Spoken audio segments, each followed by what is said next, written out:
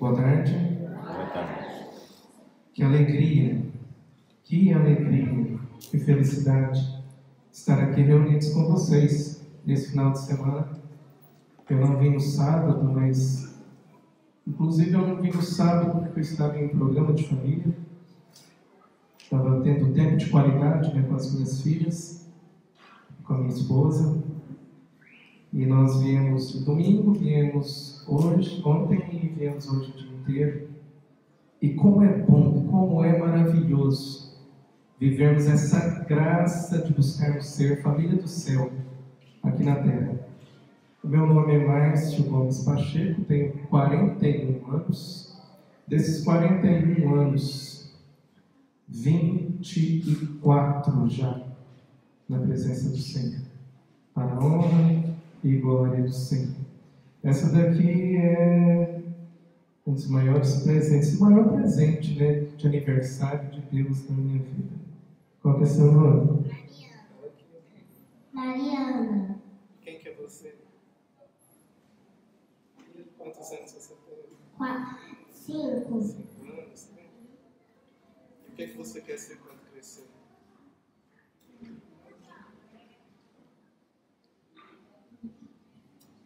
Quer ser santa? O que você quer ser quando crescer? Cantora, bailarina e santa. Quer ser cantora, bailarina e santa. E você ensaia todos os dias, né, filha? Para ser cantora, bailarina e santa, né? Inclusive, você até criou uma brincadeira, não criou? Explica como que é a sua brincadeira. A gente tem que tirar uma cartinha do copinho. Quem pegar as palavras que Jesus gosta, ganha. Quem pegar que Jesus não gosta, perde. Quais são as cartinhas que Jesus gosta? Obedecer os pais e os avós, verdade e amor. Qual que é a cartinha que Jesus não gosta? Mentira. E como que nasceu essa brincadeirinha no seu coração? Como que nasceu essa brincadeira no seu coração?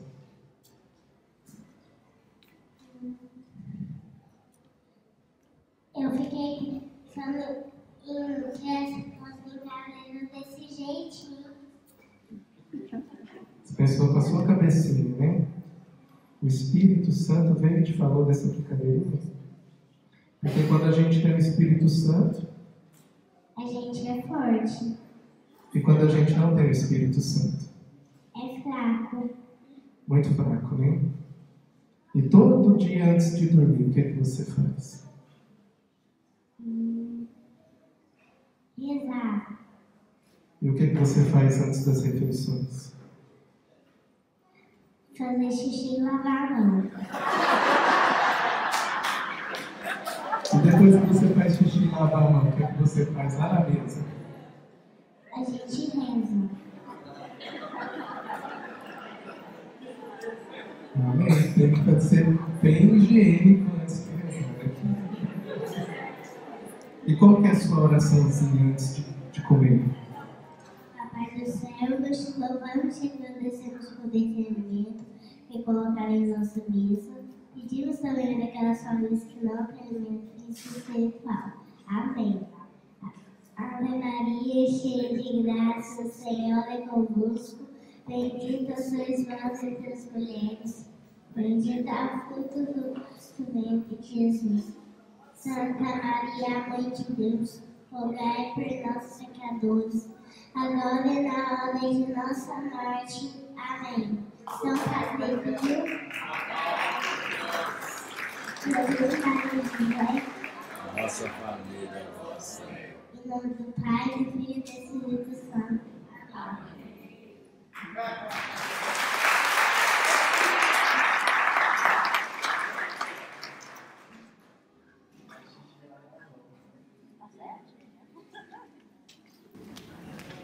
Algum tempo atrás eu perguntei a Mariana se ela queria pregar com o papai. Porque a vida da Mariana é uma verdadeira pregação. A Mariana, ela nasceu no dia do meu aniversário. Sem eu pedir para Deus. Eu pedi para Deus e só para Deus. Eu não pedi para ninguém. Quando a Mariana foi concebida no dia 8 de maio de 2013, a gente sabia que haveria uma possibilidade de, ali em torno do dia 20 de janeiro, ela nascer. E ali dentro do meu coração, a todo momento, eu pedia: Senhor, eu quero que seja no dia do meu aniversário, e eu tenho plena certeza e convicção de que será o melhor e mais perfeito presente de toda a minha vida e para todos sempre. Porque depois também eu tenho consciência de que eu nunca mais teria aniversário, né? O aniversário é só dela. E aí a gente foi fazendo os ultrassons. O primeiro ultrassom, a Mariana ia nascer por volta ali do dia 26 de janeiro. Depois fomos fazendo outros e outros e outros. Perto ali, faltando um mês mais ou menos para o nascimento, a médica já falou que não ia ser naquela data, ia ser um pouco antes, por volta do dia 23. Até que veio o último ultrassom e a médica falou: vai ter que ser no dia 20 de janeiro. E aí a minha esposa engoliu seco, né? Porque eu nunca tinha falado para ela que eu queria no dia do meu aniversário. Ela, mas doutora, tem um pequeno problema. Ela, o quê? É no dia do aniversário do meu esposo e ele nunca falou nada, então eu acho que ele não vai gostar dessa ideia não. E ela chegou com todo cuidado para me falar: meu bem, a doutora falou uma coisa que eu preciso conversar com você. O que foi? Ela falou que a Mariana vai nascer no dia do seu aniversário. E ali eu engoli seco e desceu uma lágrima, né? Aí eu falei: louvado seja o nome do Senhor, porque eu tenho pedido isso há 9 meses. Mas você nunca falou nada, não, porque o papo era entre eu e Deus. Eu pedi esse presente para Deus. Mariana tem nome desde o ano 2000. Mariana tinha 13 anos já que existia no meu coração. Ela foi muito esperada, muito amada, muito desejada. E não simplesmente nasceu Mariana como o maior presente de aniversário. Mariana veio como conversão de vida. Mariana nasceu em 2014. Eu já tinha 19 anos de caminhada. Estando com 19 anos de caminhada, muitas vezes sobe a soberba, a prepotência, a vaidade, o orgulho, o egoísmo, porque às vezes você começa a vencer algumas coisas cabeludas, mas lá dentro do seu coração ficam muitos sentimentos que às vezes faz você sentar no trono de Deus. E aí quando Mariana nasceu e tinha que ficar tomando conta dela para ela arrotar de madrugada, e eu queria aproveitar o meu tempo, eu comecei a escutar formações do Padre Paulo Ricardo.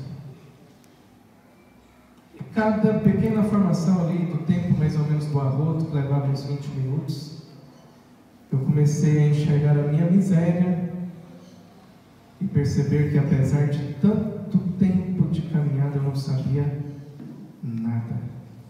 Eu estava na superfície. E vergonhosamente falando, era necessário sair da superfície e mergulhar profundamente, como a Marisete falava, como o Luiz falava. E ela começou essa mudança na nossa casa. Mariana começou um processo de limpeza, começou um processo de purificação, de santificação, a começar pela televisão. Ela começou a reinar na televisão, né? Então a televisão ficava só para ela. E que bênção que foi que começaram a sair muitos lixos, que a gente só começou a perceber que era lixo a partir do momento em que a gente deixou de assistir. A gente, assim como boa parte, né, das pessoas, também assistia novela, às vezes também assistia Big Brother, às vezes também assistia uns filmes lá com umas partes impróprias para menor de 14, menor de 16. Às vezes assistia um monte de porcaria que não leva a nada, né? Pelo contrário, né? Leva a muito lugar que não é aquilo que nós procuramos e desejamos. E a partir do momento em que deixamos de assistir, deixamos de colocar essas coisas lá em casa, a gente começou a perceber o tanto que aquilo era nocivo, tanto que aquilo fazia mal. o tanto que aquilo era destruidor e o tanto que aquilo fazia parte de um plano, de um projeto para a destruição das famílias. Amados, mergulhando então nessa busca de conhecer a riqueza e o tesouro da Santa Igreja Católica, o Senhor deu ali então a oportunidade, a graça de nós termos acesso a conhecimentos de escritos como de Santa Teresa d'Ávila, como de Santo Tomás de Aquino, de Santa Teresinha do Menino Jesus, de São João da Cruz e tantos outros santos que são doutores e colunas da nossa igreja. E aí começamos a perceber o tanto que era rasa a nossa conduta cristã, o tanto que era falha, o tanto que era miserável, o tanto que era limitada. Hoje sabemos um pouco mais e sabemos muito mais ainda da nossa miséria. E o nosso sonho, o nosso projeto hoje é restaurar as famílias para Cristo, restaurar almas para Deus. Em 1999, eu, apaixonado de amor por Deus, eu tinha uma dúvida muito grande em meu coração entre ser pai e ser padre. Cheguei a fazer encontro vocacional no seminário lá em Hidrolândia. E numa noite, aliás, de adoração, num dia de setembro de 1999, ali Deus falou fortemente ao meu coração: onde estiver o seu tesouro, aí também estará o teu coração. E a vontade de ser pai e a vontade de ser padre, elas não eram compatíveis. Naquele dia, Deus falou ao meu coração que precisava de que fosse formada uma família santa, para a partir então da busca da santidade da família também formar e restaurar novas famílias santas, que buscassem santidade. E na minha casa todos os dias nós buscamos viver isso. Mariana partilhou um pouquinho, pequeno, do que nós buscamos. Quem aqui é pai? Levanta a mão, por gentileza. Pai e mãe, né? Pais. Pai e mãe. Feche seu olho só por um instante. Quando o seu filho estava na fase educacional, na fase de formação, quais foram os sonhos e os projetos que você sonhou para seu filho, para sua filha? Como que você imaginava o seu filho crescido? Até mesmo as roupas, o local onde ele fosse morar, a família que ele fosse formar. Como que você sonhava e idealizava?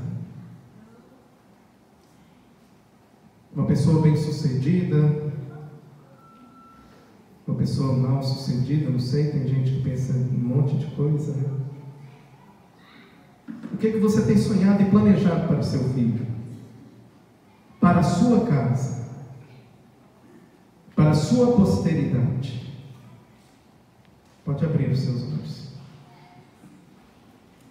Eu não sei o que você sonhou, mas eu tenho certeza em afirmar que a grande maioria que pensou aí num carro bom, numa casa boa, num cônjuge bom, filhos bons, num curso e num diploma bom, porque assim pensam todas as coisas.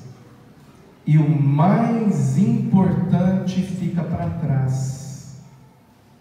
Meus irmãos, nós fomos gerados para a eternidade.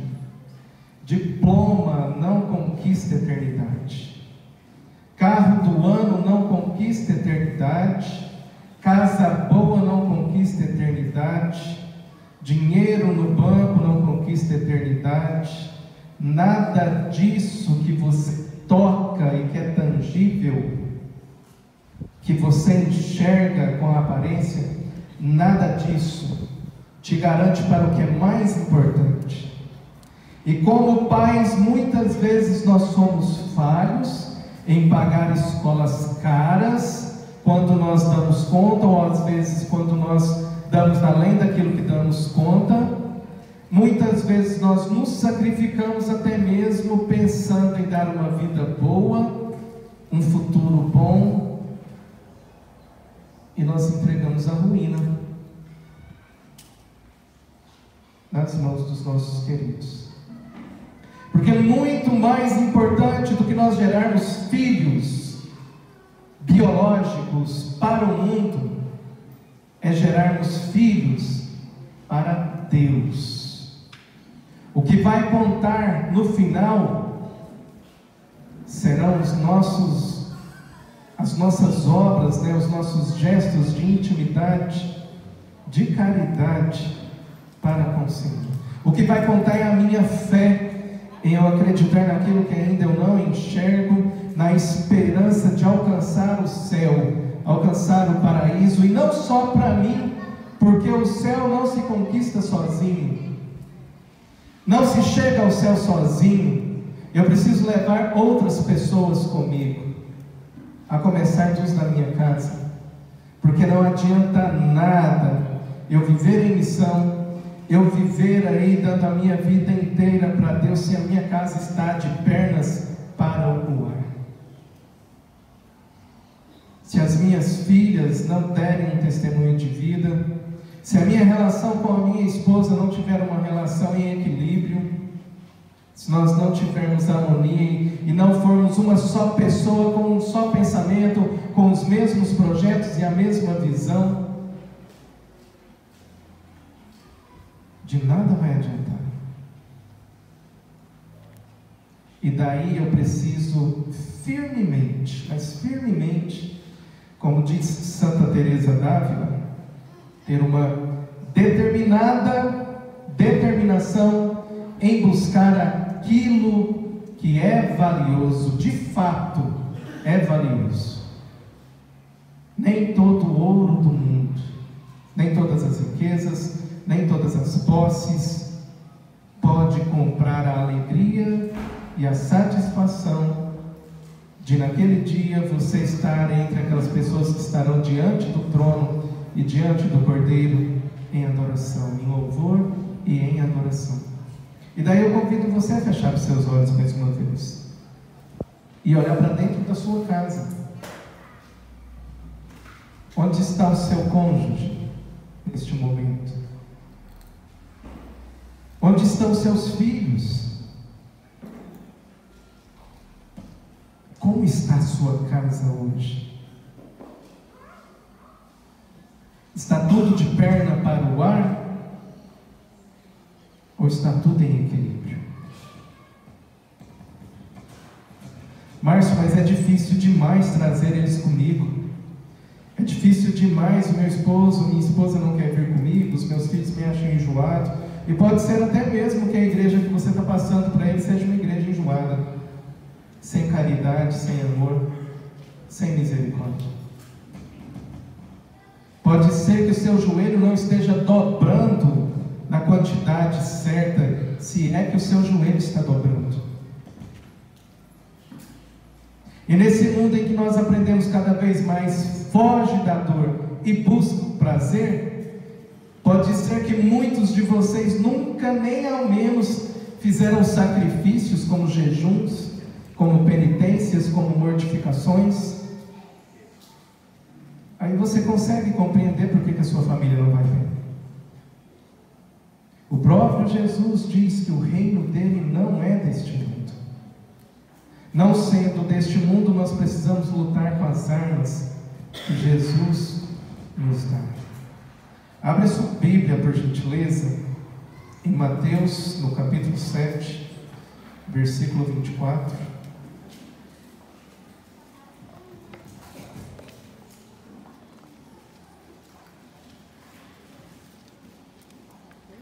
Mateus, no capítulo 7, versículo 24.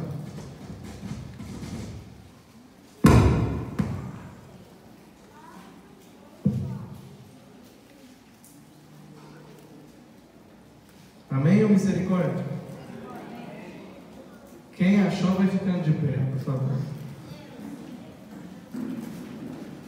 Mateus 7, 24.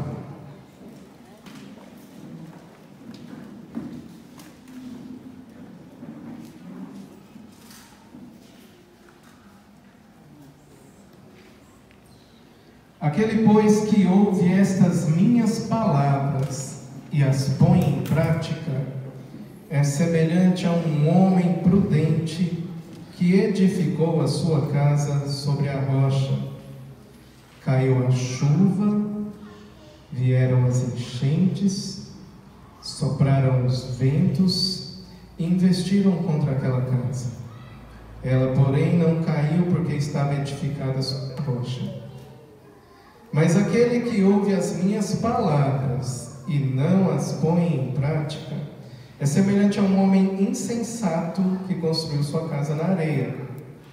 Caiu a chuva, vieram as enchentes, sopraram os ventos e investiram contra aquela casa.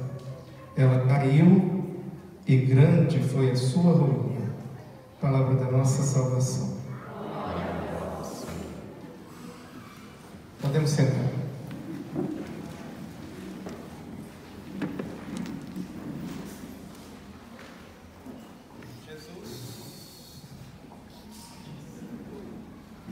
Oi, som. Jesus, ele começa falando então o que mesmo? Aquele pois que ouve estas minhas palavras e as põe em prática, é semelhante a um homem prudente que edificou sua casa sobre a rocha. Qual que é o contexto dessa palavra que vocês sabem dizer? O que é que Jesus estava fazendo quando ele falou essa parte aqui? Onde que ele estava? O Sermão da Montanha. Os capítulos 5, 6 e 7 do Evangelho de Mateus falam sobre o Sermão da Montanha. E o Sermão da Montanha, ele resume toda a doutrina de Jesus, toda a doutrina cristã.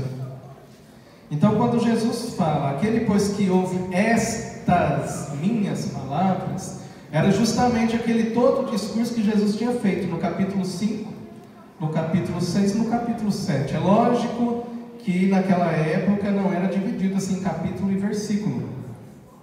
O evangelista narrou ali um acontecimento. Então, quando Jesus, ele olha aquele povo, aquela multidão, à beira ali do mar da Galileia, que estava como que sem pastor, ele sentiu misericórdia e compaixão no seu coração e começou a ensiná-las. E começou ali a dar aconselhamentos, começou ali a dar direcionamentos. Mas aí, meus queridos, de nada adianta se Jesus falando, aquele que ouve estas minhas palavras e a põe em prática, como é que eu vou colocar em prática uma coisa que eu não conheço? Como é que eu vou colocar uma coisa em prática que eu não ouvi falar? O pior de tudo, como é que eu vou colocar em prática aquilo que eu tive preguiça de procurar?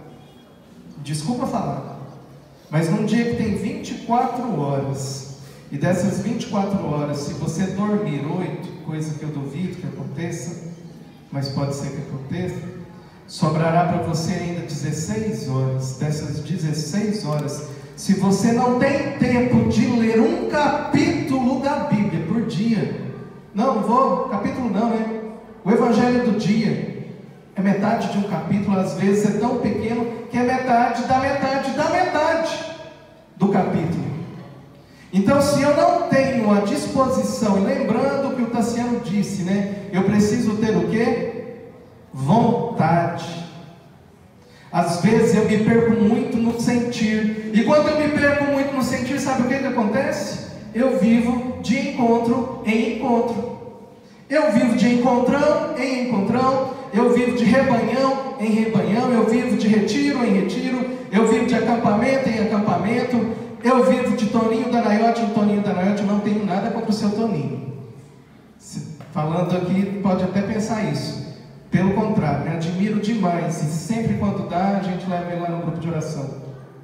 Mas existe uma diferença tão grande. O dia que o seu Toninho da Naiote vai lá no nosso grupo de oração, a gente não pode reunir no nosso salão, sabe por quê? Precisa ir para a igreja. Não cabe. E lá dentro da igreja Nossa Senhora Aparecida fica bufante, gente. Quem já foi aqui quando seu Toninho da Norte foi lá? E por que na semana seguinte cabe no salão? Quando o Cleiton veio e fez o trido, mais uma vez também, né, não cabia de gente ali dentro, de fora a fora. Mas as pessoas vão atrás de quê? De milagre, de cura, de libertação, de milagre, de cura, de libertação, de milagre, de cura e de libertação, atrás do Deus do controle remoto ou do gênio da lâmpada, em que eu esfrego lá o Deus gênio da lâmpada e ele vem e cura as minhas feridas. Eu esfrego lá a lâmpada e ele vem e atende o meu pedido, né? Porque o gênio da lâmpada é esse. Eu esfrego a lâmpada e ele me atende 3 pedidos. Meus irmãos, eu preciso exortar vocês disso.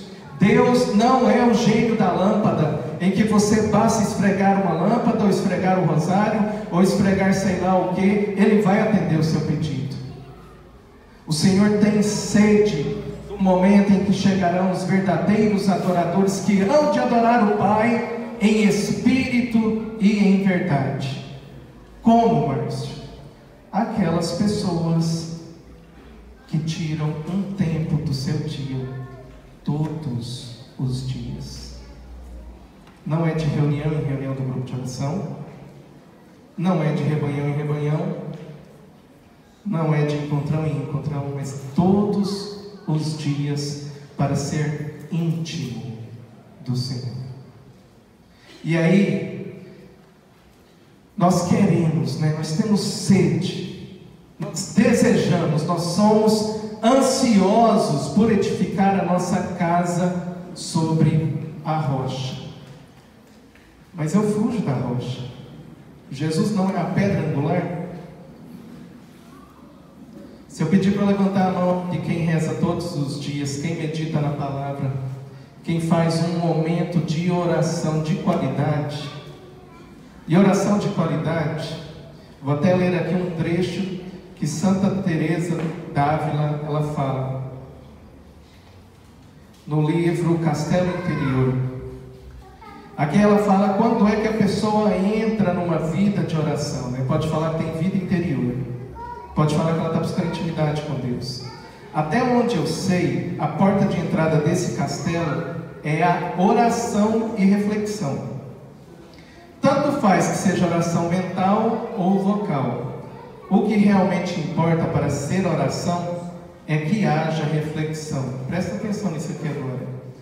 Se não se atenta com quem se fala, o que se pede, quem pede e a quem pede, não chamo isso de oração. Ainda que os lábios se movam muito, se for eventualmente, será porque se teve esses cuidados antes. E se alguém tem o costume de se dirigir à majestade de Deus como a um criado, sem ao menos reparar no que diz, mas, presta atenção, repete maquinalmente o que decorou, depois de recitá-lo muitas vezes, saiba que também não considera oração. Então, de nada adianta você ficar, presta atenção no que eu vou falar, você ficar repetindo Ave Maria, Ave Maria, Ave Maria, Ave Maria, Ave Maria, Ave Maria, Pai Nosso, Ave Maria, Ave Maria, Ave Maria, Ave Maria, se esse momento em que você está fazendo não é um momento de meditação e de reflexão. Porque senão Santa Teresa fala que nem oração não é. De nada adianta você ligar aí o seu botãozinho do falador, na hora que fala, vamos levantar os nossos braços aos céus, e aí você começa a soltar e destramelar um monte de palavra na sua boca, porque um monte de gente que está ao seu redor está também falando. Porque se você não está ligado a Deus, pensando em Deus, pensando no que você está falando, com quem você está falando, o que você está falando, é palavra jogada fora. E aí eu vou mais além, né? Tem muita gente que pergunta, eu rezo e não adianta. Não vai adiantar. Se você não tiver aquela coisa que te liga ao coração de Deus, se o seu coração não estiver em sintonia com o Senhor, se o seu propósito ao se ajoelhar, ao buscar uma oração, em abrir a palavra do Senhor, em começar a rezar o seu rosário, se a sua intenção não for de ter intimidade com Deus, eu não vou falar que de nada adianta, porque pelo menos você não está pensando em coisa errada, mas a sua oração não gera fruto, e é preciso mudar isso. Todos nós queremos ter família santa, família renovada, família restaurada. E quantas famílias eu tenho visto capengando. Por outro lado também, quantas famílias eu tenho visto sendo restauradas, sendo renovadas para a honra e glória do Senhor. E não é apenas uma ou duas, são várias. A partir do momento em que nós nos propusemos a viver uma vida interior, uma vida de oração, uma vida de oração, não é uma temporada de oração, compreenda bem isso. A partir do momento em que nós vivemos jejum, que nós vivemos penitência, que nós vivemos mortificação, que nós buscamos o conhecimento da palavra e da tradição, a vida dos santos, os dogmas da igreja, e que vivemos isso com seriedade, consequentemente, a palavra de Deus nos transforma e nos liberta. A palavra em João, não precisa nem de você abrir, João capítulo 10, versículo 10, nos fala do bom pastor, né? E fala também do ladrão. O ladrão não vem senão para furtar, matar e destruir. Eu vim para que as ovelhas tenham vida e para que a tenham em abundância. Em outro momento, antes de subir ao céu, Jesus fala, aos discípulos: eu vos dou a paz diferentemente da maneira com que o mundo vos dá. E como que é a paz que o mundo nos dá? É uma paz que nós sentimos numa alegria passageira quando nós estamos bens de situação, quando nós conseguimos alguma vitória, seja passando no vestibular, comprando uma casa, um carro, alguma coisa assim, quando o time ganha um campeonato, ou coisas assim, que tem lá tanto valor para aquilo que realmente tem valor. Jesus nos dá a paz para aquilo que Ele promete também no início do Sermão da Montanha, Bem-aventurados sereis quando vos caluniarem, quando vos perseguirem, quando disserem falsamente todo tipo de coisa contra vós, alegrai-vos e exultai. Nesses momentos de dificuldade, parece que está tudo contra nós, contra a nossa família. Para quem vive intimidade com Deus, alguma coisa diferente nos preenche o coração e nos fortalece, porque nós sabemos que quem luta por nós é o Senhor dos exércitos. A palavra do Senhor ainda em 1 Coríntios, esse eu quero que vocês peguem. 1 Coríntios 15, no versículo 33.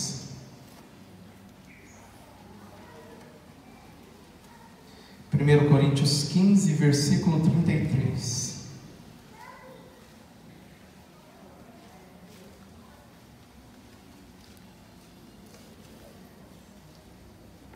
Amém ou misericórdia? 1:15:33. Na Bíblia Ave Maria pequena, que é a minha grande, é na página 1480. 1480 na Bíblia Ave Maria pequena. Na grande é na 1860, para quem tem a grande. Amém? Vamos ler juntos? Não vos deixeis enganar, mas companhias corrompem.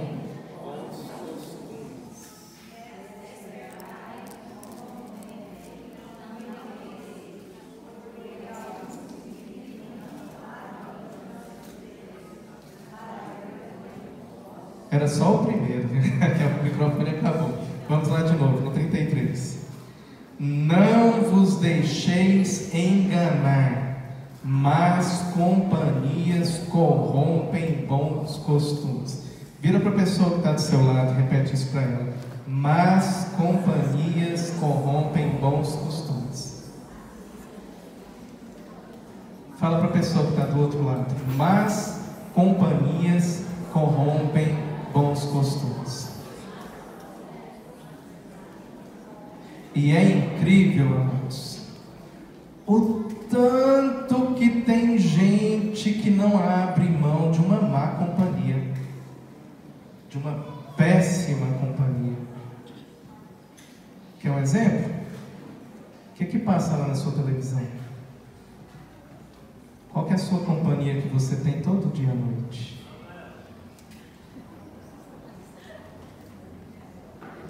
Se for um canal que faz plim-plim, compreenda que aquilo ali é a rede esgoto de televisão, emissora do diabo.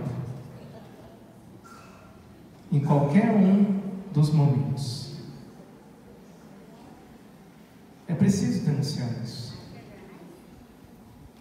Desde quando eu me entendo por gente que eu tenho vivido na renovação carismática, a gente escuta sempre as pessoas sérias falarem a mesma coisa. Tira essa, desculpa a palavra, tira essa desgraça da sua casa, porque é um link direto com o inferno. Não tem nada que sai daquela porcaria que aproveita. Nada. E tudo que existe ali de programação, desde tempos muito antigos, foi pensado com o firme objetivo de destruir as famílias tradicionais. Padre Paulo Ricardo tem um curso, que depois até aconselho vocês a estudarem, que ele é gratuito lá no canal dele do YouTube, sobre o marxismo cultural. E ali, o Dias Gomes, que era parceiro da Janete Claire, fala claramente na biografia dele que as novelas eram pensadas para destruir os conceitos cristãos tradicionais. Na década de 70 eles inventaram uma novela lá em que teve o primeiro divórcio. O divórcio ele não era aceito no Brasil. Não passou nem um ano, foi aprovada uma lei para o divórcio. Lá na década de 80, né, nas minhas memórias mais tenras de criança, tinha um tal de Roque Santeiro, né? Quem é que assistiu o Roque Santeiro? Era parente meu? Eu era petitico, hein? Puxar a orelha da minha mãe, não podia deixar ver novela. Eu lembro. Era parente. Cantava a fitinha todinha do Roque Santeiro. Tinha 2 padres lá, vocês lembram? Tinha um padre de batina, era o padre Hipólito. Tanto que eu lembro, né? Prestava atenção naquela porcaria. Um padre de batina, sisudo, mal encarado, ninguém gostava do padre. E tinha um padre bonitão, bom vivão lá, né? Que andava de calça jeans e camisa. Alguém lembra o nome dele? Era o padre bom vivão lá, bonitão lá. O padre que era envolvido, engajado, né? Com a libertação dos sem terra, do povo que vivia os problemas aí da desigualdade social, leia-se entre aspas, teologia da libertação. O padre ele se apaixona pela filha do fazendeiro senhorzinho Malta, né? E o padre até deixa batinho para viver com a filha do fazendeiro. E o povo torcia para o padre largar a batina. Não largou a batina, né? Ele não tinha batina.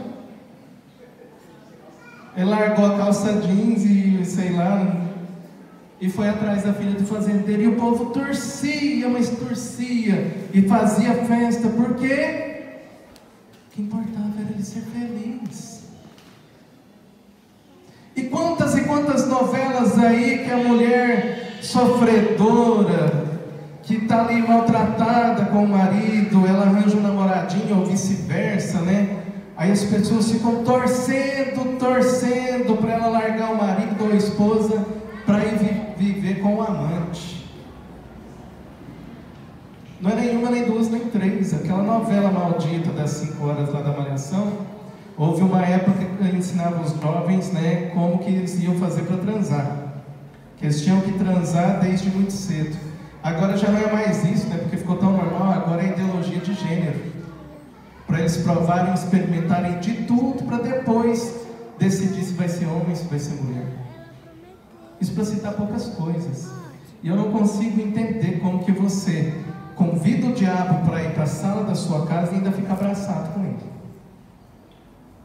Não adianta você pensar que numa gotinha ou outra que aparece ali de programação cristã, de faz de conta, santifica aquilo que é podre. Então acorda para a realidade. Se você quer ter uma família santa, a primeira coisa que você precisa fazer é levar Jesus ali para dentro, para ter momentos de oração.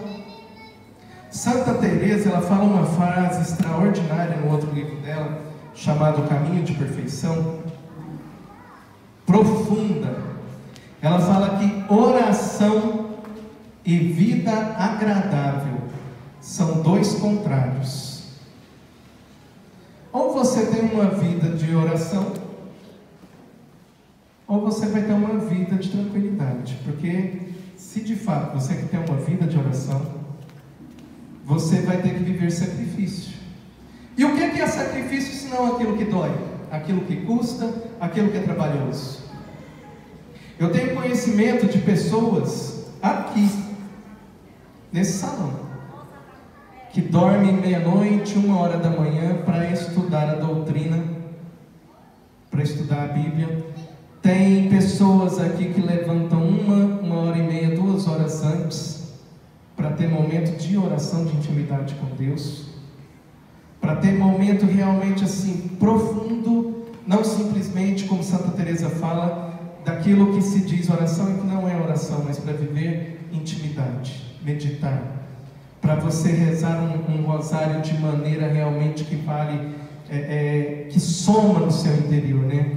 Nós falamos, no primeiro mistério nós contemplamos o anjo Gabriel visitando Maria, e ali quando eu medito, eu vou rezando as Ave Marias, e as Ave Marias são como uma música de fundo, para eu contemplar ali a cena do anjo, que ele conhece o que é graça, e ele olha para Maria e se espanta com tanta graça que ela tinha dentro dela, e aquela menina, né, que ainda era adolescente, que fica ali em prontidão e fala, faça-se em mim segundo a vossa palavra. Então eu fico contemplando realmente a cena, eu fico contemplando, degustando aquilo ali, trazendo para a minha vida.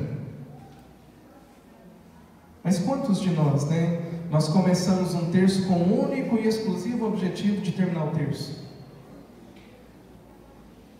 Que objetivo mais bobo que é esse? Começar um terço para terminar o terço. Eu preciso ter vida de oração. Eu preciso ter vida interior.